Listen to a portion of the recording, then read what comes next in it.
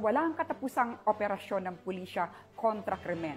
Naaresto ang nakatalang top 6 most wanted person sa rehiyon ng Calabarzon dahil sa kaso nitong murder sa Gregorio 13 Martires, Cavite.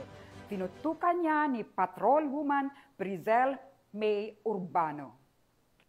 Naaresto ang tinaguriang Rank 6 Regional Most Wanted Person sa rehiyon ng Calabarzon sa isinagawang operasyon ng 13 Martires Component City Police Station katuwang ang iba't ibang unit ng PNP sa Gregorio 13 Martires City, Cavite nito lamang ika-11 ng Agosto taong kasalukuyan. Kinilala ang suspect na si alias Raymond, residente ng Barangay San Francisco, General Trias City, Cavite. Ang naturang suspect ay nahuli sa bisa ng warrant of arrest para sa kasong murder na walang inirerekomendang piyansa.